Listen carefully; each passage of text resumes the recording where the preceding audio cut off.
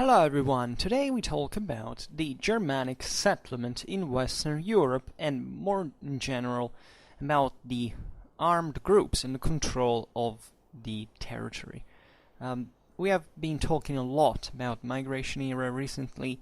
We have a pretty hefty playlist about it. We've never actually descended in the details of the settlement in these areas of Western Europe. And we start from the general landscape of the time, meaning that we have to take into consideration the demographic drop that the epidemics, wars and famines had produced since late antiquity, and also starting from later times, because, for example, the 7th century wasn't that easy. It was actually the darkest hour, if you want, of otherwise not such dark ages after all, even though in different measure, depending on the different context in the European landscape, and this naturally had a strong relation with the economy and the agrarian landscape that were to be deeply conditioned by the urban crisis in virtue of the loosening of that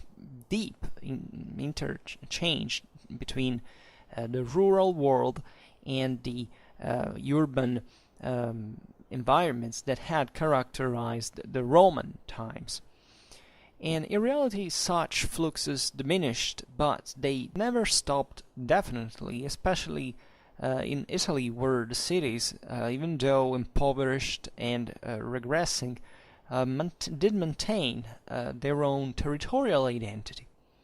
So the abating of the interchange of played between the import, for example, of supplies from the rural area and the exports of handcrafted and technological products useful to agricultural economy entailed also a loss in specialization of the same cultivations, to the differentiation of which did not contribute much more the demand of the urban market, and that corresponded to which it corresponded also a gradual loss of technological capacity that is observable in the impoverishment of agricultural tools, for example.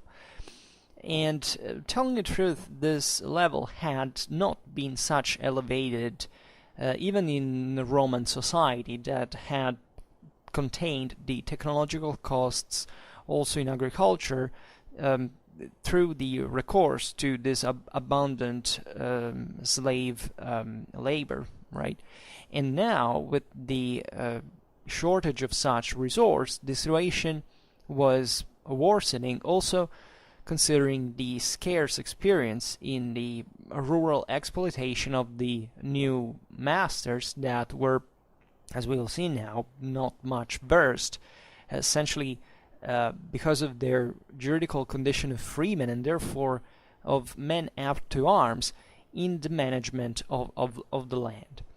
And these are fundamentally the characters with which the Roman villa came to evolve through the organization of the curtes in this picture of the crisis that had overwhelmed the small estate property and in the previous centuries. And in order to understand, however, the transformation of a process that would have known a full, formal maturity only in the 8th century, when the courtly, the seigneurial economy would have firmed itself at all the levels, we really need to look at what the repartition of the land between the Latin and Germanic populations had represented in the various European contexts. And beyond the persisting when absolutely wrong, actually, prejudice that has pushed to radicalize the terms of violent opposition and of subjugation of the let's say the graft of these two cultures, right? The characters of territorial occupation from the side of the different ethnicities that believed, for a long time alongside the Latin population and ending up to integrate with it, need to be followed in their specific territorial realities. So we can start from Italy. That is the best documented case. So in Italy, where the problem constituted by the Germanic presence in the ranks of the army, as much as in the administrative careers, had been precocious and precociously resolved, for example, through the institution since the 5th century of a fiscus barbaricus that was proposed to the regulation of the relations with the mercenaries, the distribution of quotas of the Roman plots to the various Germanic nationes that were, gradually hosted in the Italic territory by the heraldry, for example, of Odoacer, and also the Gauls of Theodoric, didn't mark the effective emargination of the class of Latin owners, who coexisted often side to side with the Germanic co-owners, we can say, preserving the full liberty. And the estate redistribution happened, in fact, within a frame of the abandonment of the land that didn't entail a conflict. So much that the acquisition of this vast imperial property and numerous procedures of confiscation allowed put at the disposal satisfying goods for the demands of the military man. We find names of Gothic origin also within those colonists to whom were granted certain wastelands, essentially, to transform into arable land, which is another proof of territorial distribution was articulated also among the Germans on the base of a social differentiation that rendered extremely different the position of the great landlords, so called the potentiores, so the most powerful, from the one of the other freemen, but of economical inferior condition, that however still benefited of the estate redistribution, that were to be placed in the middle classes of the honestiores, so the most honest or the lowest ones, the humiliores, the most humble. So the existence of social inequality is witnessed also by the royal interventions with which Theodoric first and Totila eventually, for example, tried to contain the weight of the potentiores towards the peasants, in a picture in which the social balance was destined to eventually to crumble together with the Ostrogothic kingdom when the Byzantine dominion was recomposed. The rich landowners came to reacquire large part of their economical power. The Italian case is very interesting because it shows how fundamentally the Italic peninsula had already been maintaining Germanic troops since centuries, and this allowed to integrate further elements during the Ostrogothic settlement that seized other land that, however, on the long run had gone inhabited because of the general decline of demographic economical resources. And you can argue that when in Italy essentially the poorest German was a Roman and the richest Roman was a German in a certain sense, as there was, as we perfectly know, this share of Romano-Germanic power. But even if the law still placed this difference between the Germanic military and the Roman administrative civil functions, still we're talking about the existence of an aristocracy that fundamentally worked as it had been working before, in Roman times, and this did create social strains indeed, even within the same Ostrogothic elite, because there was the matter of how long could this really be sustained. The Byzantines needed to reincorporate Italy at one point. They were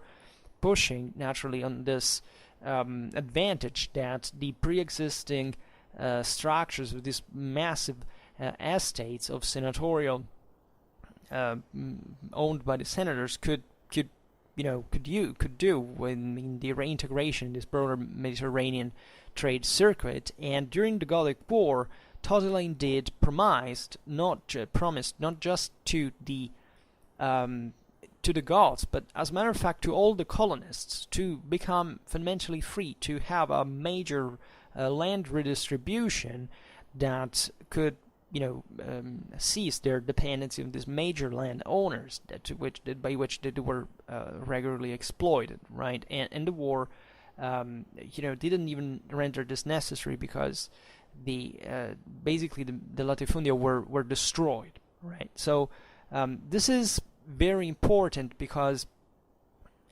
you have, in the case of Italy, which is not so, as we will see now, that there are certain parallelisms you can trace, especially with Britain, right, differently from Gaul and Spain, of a moment in which the Roman order at one point was destroyed, paradoxically, by the same Romans, right? By the same Roman invasion, we can say, reconquest.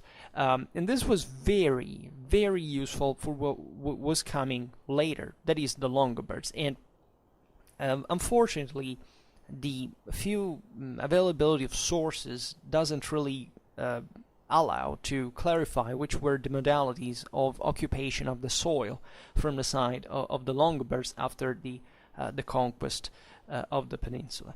And it's unlikely, though, that it was determined by a phenomenon of generalized reduction to slavery of the Romans or appropriation of their lands, right?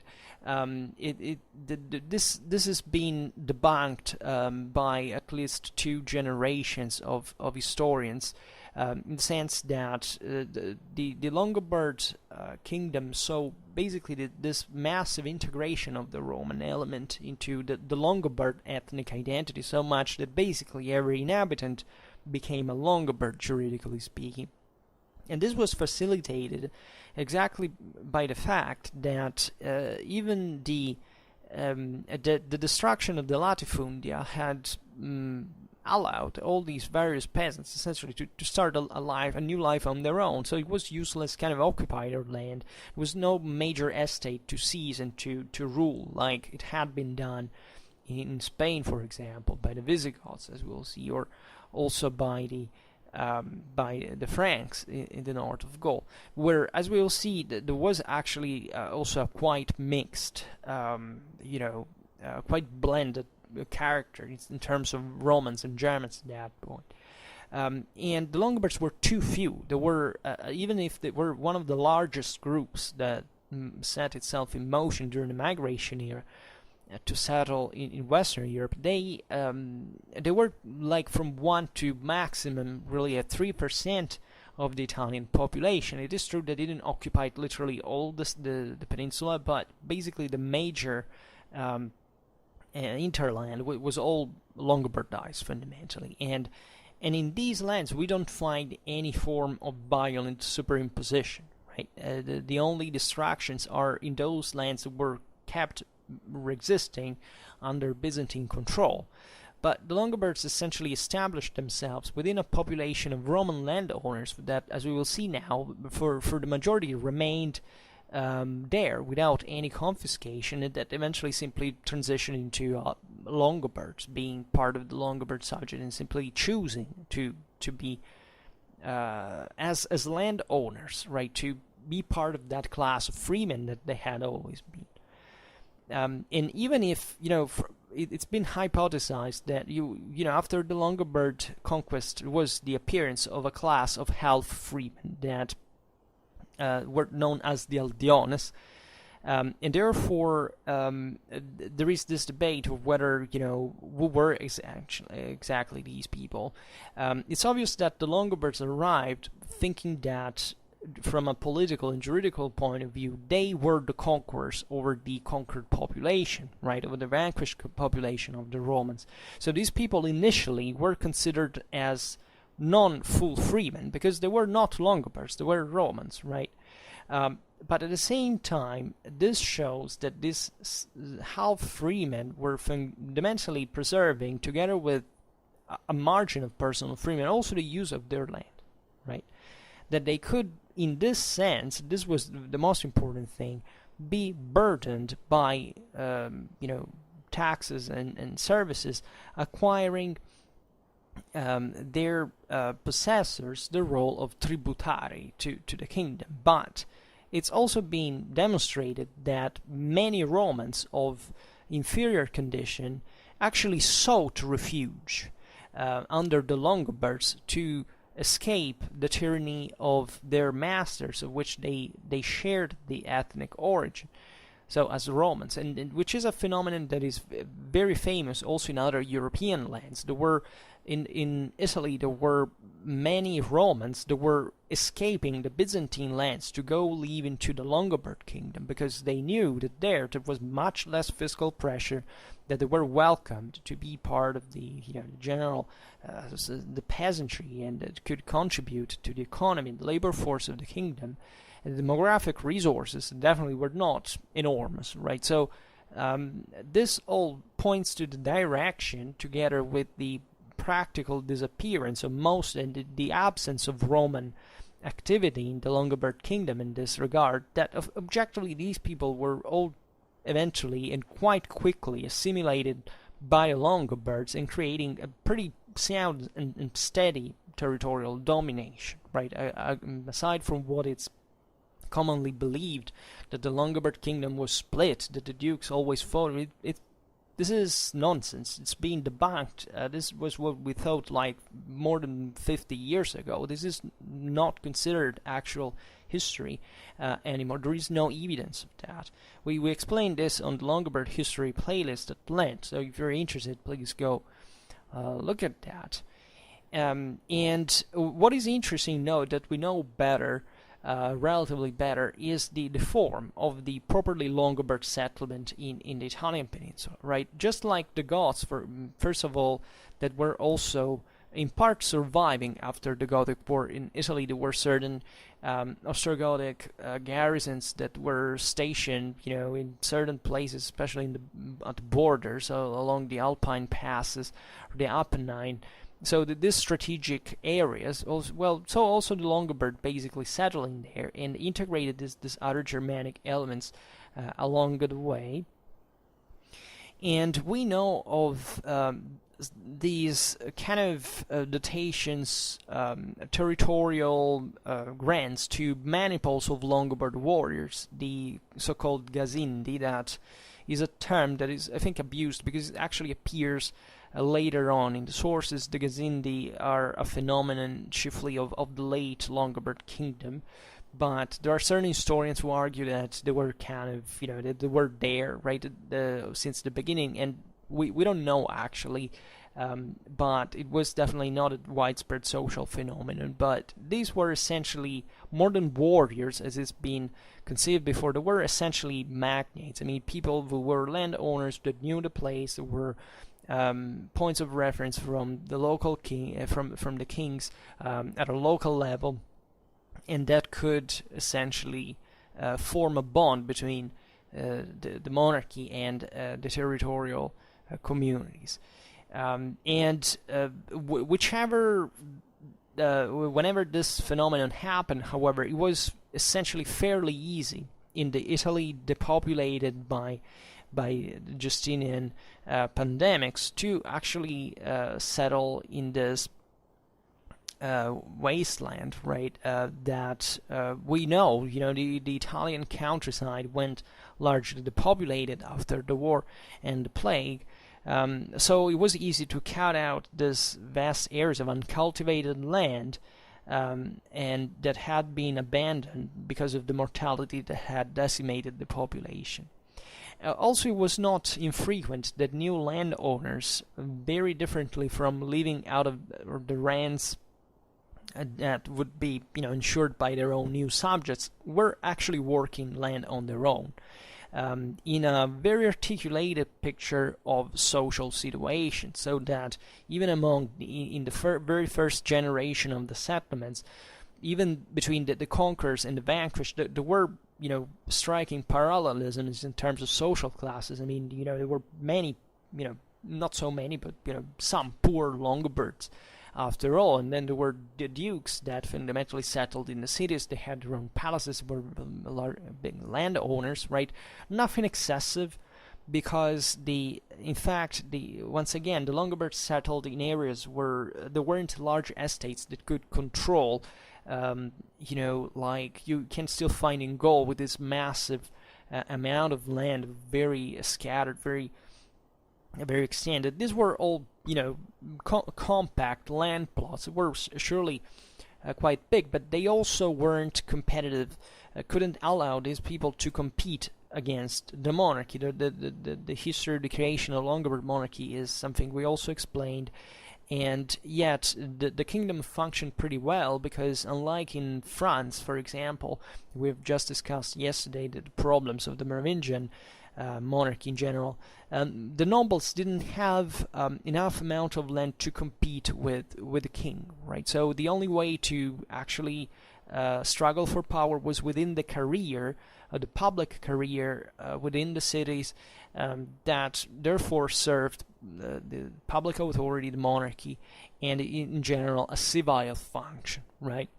So there wasn't the creation of strong military clienteles. There were naturally retinues, bodyguards. We know that the Longobard society was a consistently armed society, but it worked on the base of other communities, that, including the one of the Roman cities, that basically remained the ones that were also present before the Longobard conquest, and kept expanding. We know that we know this from epigraphy, that there is a striking continuity between the cities, like even at one of the Po Valley, when the Longobards settled, like Milan, for example, that they were proud of their urban identity, and that's something you can trace back into Roman times, passing throughout all the Middle Ages until the communal era, where this became city-states, and the Longobards simply superimposed with that, and they also mix pretty quickly with the local elites. There was, however, as far as we understand, maybe a first phase of preeminence of the assignation of lands through the traditional organization of the Germanic peoples, that in the Longobard case are known as the Fare, right?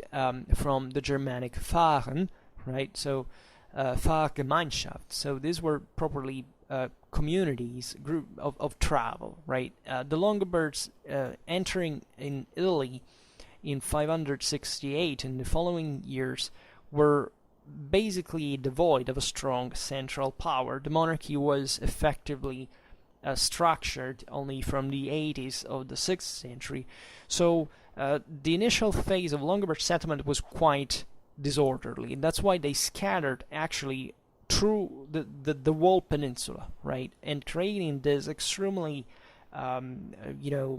incoherent territorial domination that was fragmented among the various dukes, right, in the face of the anarchy, when they basically killed the first two kings that had guided them into the peninsula, and then for 10 years they remained without a king, right. Eventually there was a recompactation that was built around, in fact, the monarchy, the cities, so these districts that of Roman origin that gave a sound structure to the same kingdom eventually. But initially the Longobards settled pretty freely, right? And the Fare were essentially clans that were self-sufficient logistically throughout the migration era. They essentially provided food on their own. They fought in battle together as a clan. They had this very strong unity of the family. That was what effectively, in the lack of a centralized power, that's how they worked essentially, and so it's also, kind of ironic, because we attribute maybe this strong sense of family that you can still find in modern Italy to a kind of a local Mediterranean character, whereas it's really, much more similar to what the ancient Germanic societies were at that point, because, strong familiar ties are present exactly when there is a weaker state, usually, and where this can compensate in some ways for the social cohesion, right? And this phenomenon is very interesting because beyond the survival, the toponomastic survival of this name, like Italy, if you look at it, there are many places known still as Fara, right, as they were called at the time. But these communities didn't last long, right, as collective organization in the occupation of the soil, because they basically crumbled under the pressuring of ethnical mixing and also by military operations that needed, more structured form of organization, right?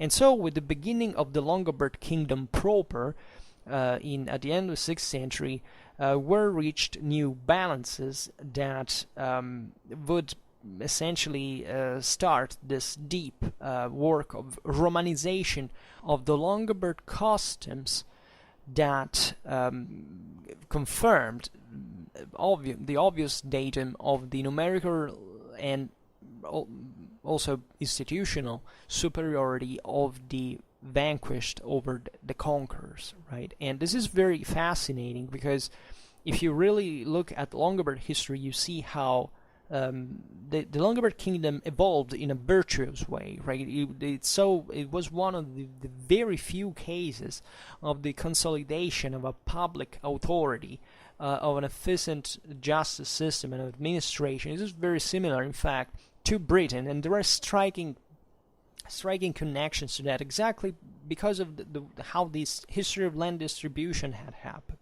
Because both in Italy and in Britain, unlike Gaul in France, the previous Roman system of land owning was wiped out, right? So this allowed much less social inequality that instead you can still finding in great large private clienteles of Francia or Spain, where the monarchy basically lost effective power, because these landlords were essentially ruling on their own, right? In these lands it does not happen, and this is very, very fascinating, because if you look at Longobards society, it's evident that it got Romanized, but nevertheless this was still done under a Germanic kingship, right? The Longobards were also, this is a paradox, but the Longobards were also the least compromising Germanic people in terms of affiliations or inspiration to Roman imperial models, right? All the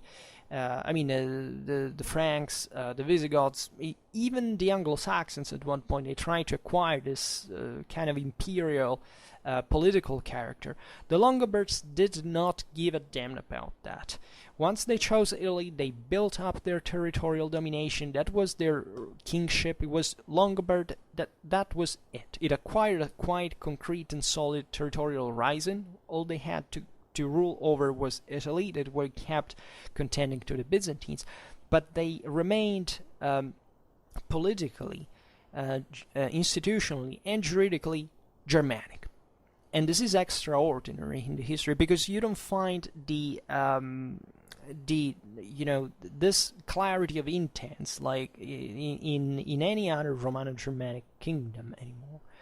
And you have to think that indeed at the time of the Carolingian conquest, the Longobard kingdom was by far, and I stress this, by far the most civilly advanced of all the Romano-Germanic kingdoms, because the institutions had worked pretty damn well. And all thanks to the fact that there was no competition between the monarchy and the aristocracy, because the aristocracy was too weak to develop a private military retinues and clienteles to contend with the monarchy, right? The struggles within the Longobards kingdom were very mild, right? The institution of the kingdom was never contested. All the Longobards recognized the existence of a king that was associated to a Longobards identity, right? And there were duchies, especially in the south, across beyond the Byzantine, Apennine band, that kind of felt more autonomous, but wasn't at all an idea of secession or competition with the capital of Pavia in the north. The Longobards history must be quite seriously understood, because it's nothing like it's usually believed in popular culture, and when it would be, in fact, the time to stop pretending that 70 years of historiography did not exist. And there are other hints about the Longobards kingdom that show this important social relations. For example, the regulation of the hereditary law present in the Edict of Rothari shows as a consolidated use the personal disposability of the goods. That was an element that strongly enclosed the Longobard customs to the Roman juridical system and favored that process of homologation between the two systems that the laws of Liutprand would have eventually codified, authorizing, by the way, also the mixed marriages, right? Which doesn't mean that up to Liutprand's reign in the beginning of the 8th century, Germans or Romans could not marry, because simply that had already happened. Now, the point was that there were new lands that the Longobards were incorporating from the Byzantine territories, where people had maintained the Roman customs, albeit kind of modified throughout the early medieval centuries, and now the Longobards were disciplining the eventuality of this representing situation that a Longobard could marry a Roman. But in that regard, not because within the Longobard kingdom this thing had not happened. It had actually started to happen since the very first generation. The problem there is another interpretation, is understanding the fact that everybody kind of turned Longobard. That's just another thing. And customs and economical institutions were proper of the late Roman Empire had therefore a continuity that is visible in the different types of exploitation and organization of the rural business, where very different types of rent contracts, for example, survived.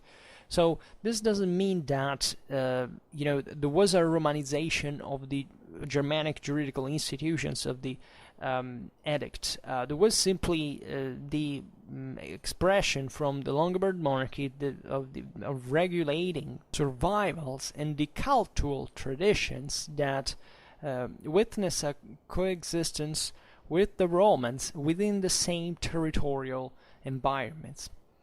And there were defensive needs like the ones that brought to the fortification of the borders, that eventually brought to concentrations, just like in the Arimania of frontier, in which the military colonists paid a rent, just like it happened basically in similar Byzantine institutions, in order to avoid trespassings in the demanial areas that were deemed to be strategically important. And this was one of the forms that allowed the creation of rural colonies that were free from these duties, that would have in fact maintained for a long time instead characters of autonomy and independence. As in Italy, also in Spain and in southern France, the Germans found Roman systems and institutions that were deeply rooted, and within which they gradually entered fundamentally without modifying them substantially. But for the same reasons that we've seen before, these were intensely populated areas for those time standards. The invaders weren't many after all, so especially the Visigoths and the Burgundians, saw this substantial Romanization that is observable, for example, from their legal codes, right? They integrate, in fact, certain Roman institutions differently from the Longobards. The Longobards, as we have seen, basically maintained quite strictly their Germanic juridical tradition because they had not met with a still standing Roman society. They had met in Italy something very different. In southern Spain, in Spain and southern Gaul, the situation was very different. It was much more continuity with the large land estate, with this great Romanized elites that still played a very important role at a local level and were also competitive in this sense towards the monarchy. And in the rich legislative tradition of the Visigothic kings allows fairly easily to follow the economical evolution of the Iberian countryside, for example. The availability that imposed the attribution of 2/3 of the ancient Roman fundi, so the land property, to the Goths, with the preservation of the remaining third in the hands of the old owners, did not prevent that in many cases the rights of the Roman owners actually survived, were in fact predisposed certain mixed commissions to resolve the disputes of border, basically, that could erupt, and the Romans were protected against possible appropriations or trespassings. And also in Spain, the extreme differentiation of the patrimonial situations between the Goths, right, like we have seen in among the Ostrogoths and even among the Longobards, makes us suggest a precocious agricultural conversion of the invaders, who often, not having the possibility to maintain within small properties with the only tributes and rents of their subjects, they had to deal personally with the agricultural exploitation. And in Spain, we don't see, like in Italy, for example, those settlements characterized by a common use of the land and consequent to systems of familiar use, like in the Germanic Zippe, right? But only individual property. Now, this is very interesting because basically it means that the Visigoths arriving in these lands found simply, still functional agricultural system where they had to settle and to start to manage in the way that others were doing. And unlike in the depopulated Italy, where essentially these Germans coming from Central Europe could export for a while, this clanic form of land exploitation that eventually, as we've seen, diluted, however, into the rest, into this kind of more pulverized land owning. So this gave rise, therefore, to also in Spain, to a closer coexistence between the Romans and the Goths overall. Right, in Italy, we've seen that were sacks of Longobards that survived in specific areas that got more Germanized than others. Right. Instead, in Spain, the redistribution brought also to these forms of common sharing of the goods, such as in the case of the collective use of forests and of the uncultivated areas.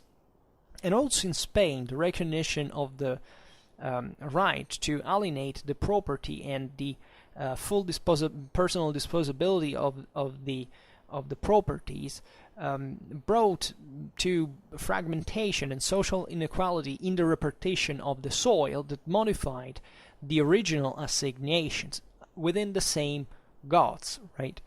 And as in Italy, the decay of the prohibitions concerning the ethnic commixtions, like with the authorization of the mixed marriages, for example, facilitated the integration jointly to the conversion to Christianity, according to the Catholic confession, or in the 6th century, essentially. And the traditional form of settlement in Visigothic Spain does not seem, contrarily to what is being for a long time believed, to this kind of scattered one, similar to what, for example, existed in the Celtic world, but rather, in fact, properly the village. The Visigoths settled chiefly on the in the center of the Iberian Plateau, so for also strategic reasons that could allow them to control better certain areas with a sort of elongation towards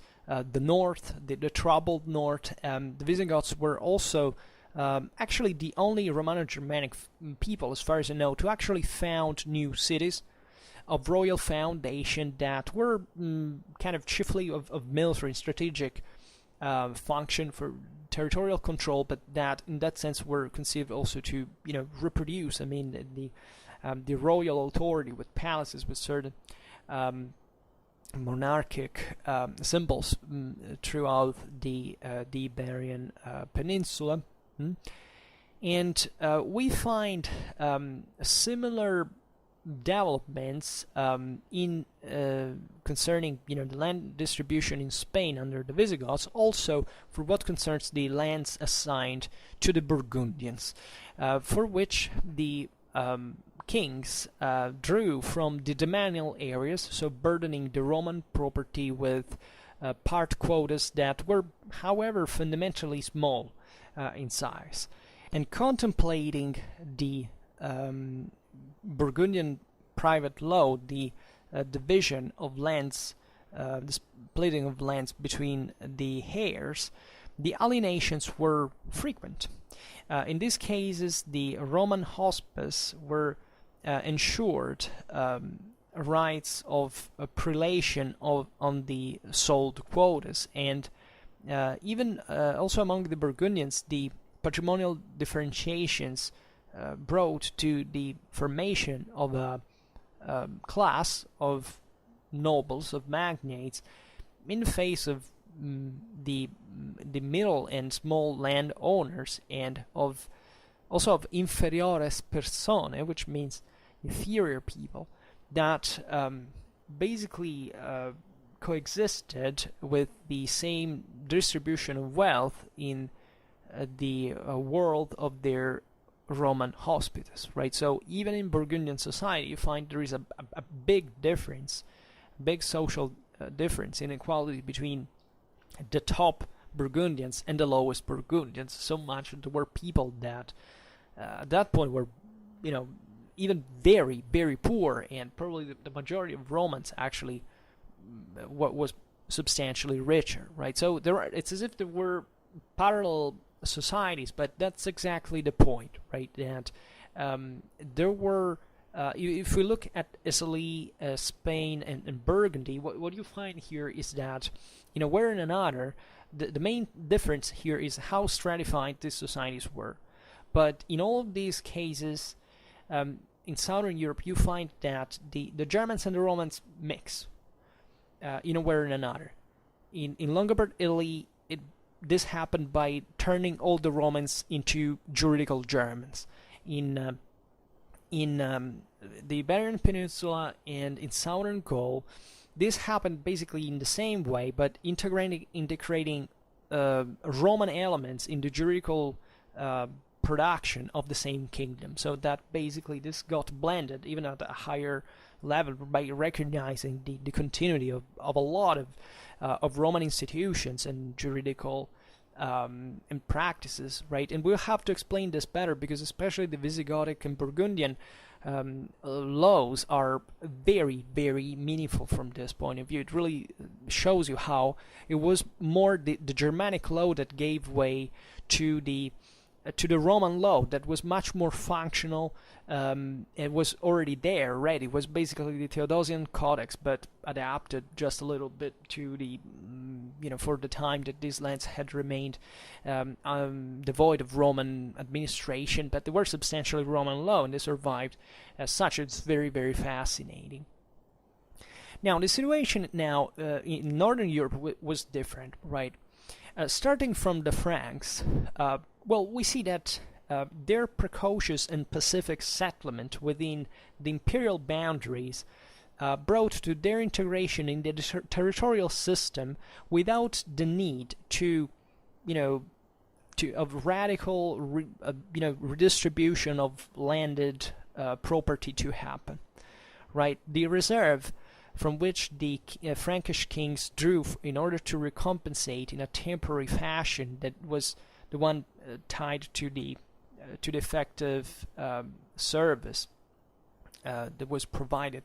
Their military serfs, let's say, was progressively constituted, both with the remaining properties that were already owned by someone, or with the acquisition of imperial land.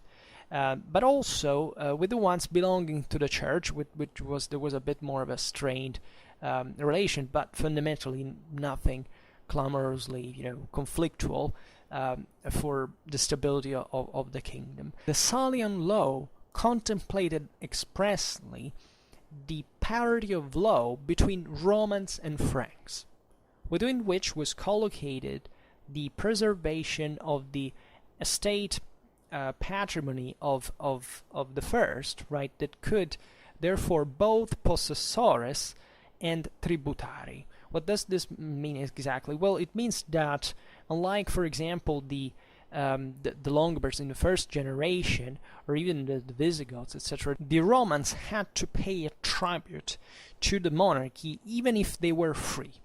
Right, so this is interesting actually, because as we will see in Francia, there was a much greater social stratification, for example, than Italy. So it's paradoxical, because it's as well possible that the average Roman, let's say the average Italic tributary of the Longobards, albeit being initially non-juridically free as a Roman, was actually better off on average than the average Roman freeman under the Franks, right, that, however, still had to pay substantially to monarchical authority. And Toponomastics reveals how originally the Franks had settled in Roman or Romanized localities, mutuating from them the organization and the districtuation. Also, the same classical agrarian institutions of late imperial times. This is very interesting because it shows you how great was the continuity of the Gallo-Roman society within the Frankish, the Merovingian world, right? Many of the Roman villas of Gaul had remained intact, right? And this passed within the Frankish domination intact. Right, unlike Italy, where everything had been razed to the ground, so society restarted from these small landowners that were much more similar to the Germanic models of the conquerors, so that they blended in. Instead, in Francia, it was the other way around. Right, especially in the north, was a solid Frankish, identity, because effectively everybody turned Frank. Even in there, juridically, there were large Roman communities that transformed themselves into Franks and maintained certain. But this was part of all the political negotiation that was ongoing with the monarchy, and how important these communities were, etc. But in terms of land owning, we're talking here of the Gallo-Roman latifundia passing essentially into the Frankish world intact. So this favored the maintenance of large private power, right? And so you can find it quite easily in the, for example, in the seigneurial administration, with the presence of a common use of the wasteland and of the woodlands, for example, that had been object of specific tax contributions also in late antique times. And aside from these commonalities of use, let's call it in this way, we don't have traces of formulas of collective work in the fields or in the villages, for example, and which basically support of a later introduction in the managements of the local courts, right? Very different, very different was instead the form of occupation of the Anglo-Saxon world, where the new occupants didn't meet with the few remaining territorial and proprietary structures that the Roman world could have introduced in the region, right? It seems, and this is actually very important, that that time that elapsed essentially from the Roman abandonment of Britain and the Anglo-Saxon invasions, that something seriously very bad had happening there. Basically, we see archaeologically that all the land plots borders had been redesigned, right? It basically happened something very similar to what had happened in Italy, with the only difference that in Italy that had been a freaking war that had devastated the whole peninsula. Whatever happened in Britain that is dramatically under-documented compared to the whole rest of Europe, of post-Roman Europe, there must have occurred a massive social upheaval that basically brought the local populations to reacquire after the part of the Romans, great part of what the Roman structures had been in there. So basically, when the Anglo-Saxons arrived, they didn't relate particularly much to what had been the Roman land distribution there. They found something actually very similar to the places where they had come from, right? The Anglo-Saxon conquest was managed according to the customs of a military aristocracy that exported on the new lands system of domination that reflected perhaps the ancient socio-economical characters of the Schleswig-Holstein or the obscure Frisian area from which they came from. And the very few surviving documentary attestations have fueled more than one hypothesis, starting from those that, by postulating a persistence in the Roman institutions in Britain, has seen in the classic English manner the evolution of the Roman villa, up to those antithetical ones, actually based on the opinion of a seigneurial reconstruction was imposed ex novo over the ruins of the Celto-Roman organization, the few survivors of which would have been brought into slavery. Probably both the things happened in various degrees, given that we cannot exclude cultural contamination that had already happened before, as we've seen, but also not just violently, but for example through the commercial contexts that had been maintained by the same Anglo-Saxons with Roman Britain, or also with the Gauls, telling the truth.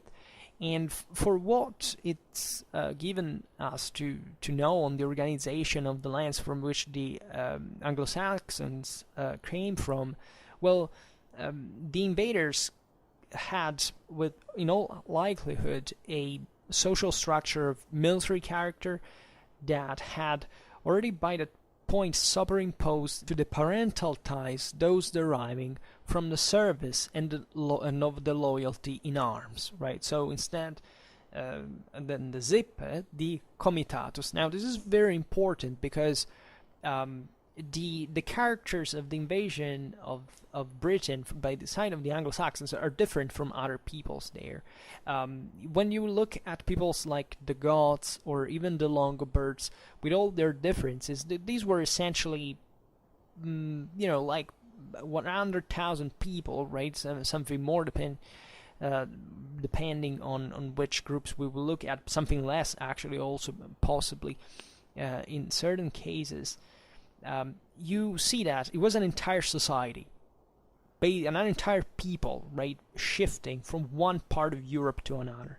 Now, the Anglo-Saxons did something similar indeed, because they were, civilians, let's put it in this improper term, that were going to settle in Britain, but also the spearhead of the invasion were these military groups. We've seen it when we made that video on the Anglo-Saxon army organization. We've seen how the conquest was essentially, Britain was literally a land of conquest from this war bands, right? Sometimes they were quite small. We're talking even about few tens of warriors, right? That, however, would go there, and this is also, and to seize their land. And this is also important because it actually favors the idea of a blending with the Gallo-Romans in the area, because we definitely see that southeastern Britain was massively Germanized. Aside from also the later, Scandinavian, think about the Danelaw. I mean, we know what we're talking about here, but it's evident that these waves of peoples, they were, by the way, always the same, right? Because they were coming from northern Europe, as far as Sweden, right? That in wave hit the eastern coast, but the Anglo-Saxons, as such, were not like the great army, right? They arrived en masse, seized everything. No, they were small bands that therefore had to deal with the local lords. That we see this even from the Arthurian legends, that there is this conflictuality, but also a negotiational side of the story that tells you that the Gallo-Romans were not wiped out, right? The Britons were fundamentally mixing with these people, and although naturally in many of these inhabitants fled to the western coast, where also it was being attacked in the same way, because telling the truth, that was instead a land of Gaelic invaders, right? There was an unavoidable blending. For what concerns but it is important to stress the military character in here of the specific Anglo-Saxon invasion and the seigneurial system that was formed in there, right? And we know that because we see even in fairly later times, consider that Britain was in this regard also less, fruitful in general. I mean, if you look at, Italy, Spain, Gaul, I mean, there were massive kingdoms compared to whatever was created in Britain at that point. There were lots, tens, if not of hundreds, of municipalities that maintained, by the way, a pretty long conscience of their own origins. Like we know, even in times like the 8th century, there was a continuity in the local mindset of what was the prerogative of that specific clan, of that specific, from the very origins of the settlement. That shows you a dramatically fragmented situation, especially in the Midlands. But the important thing here is that for what concerns the local settlement, it's been hypothesized the idea of a typology known as the open field one. It is present in the British agricultural areas, with the inhabitants of the villages practicing certain community forms of agricultural work. The laws of King Ian, the oldest of the Wessex, compiled towards the end of the 7th century, seem to contradict this collectivistic reading, allowing the identification of a private property that was extended also to the Gallo-Romans. This is very important, and it improves the gradual insertion of the invaders on a local system that was already working in this kind of fragmented form of land owning, right? That had, been intensified probably ever since the Romans had left Britain. So as you understand here, the picture of the territorial organization and of the forms of land exploitations, and the way it emerges from the numerous laws emanated from the Germanic kingdoms between the 7th and the 8th century, albeit in its reflecting different social organizations and diversities that are often determined by the physical nature of the occupied areas, presents a picture that is after all homogeneous, in which at levels more or less pronounced we can catch that first of all a very differentiated society existed, with diversifications of classes and of unequal distribution of wealth. And before the subjugation from the side of Charlemagne, also in the territories in which other peoples like the Thuringians, the Alemanni, or the Avars lived, we assume essentially from general in outline comprehensive conditioning of the military organization in the methods of land repartition. The chieftains and the local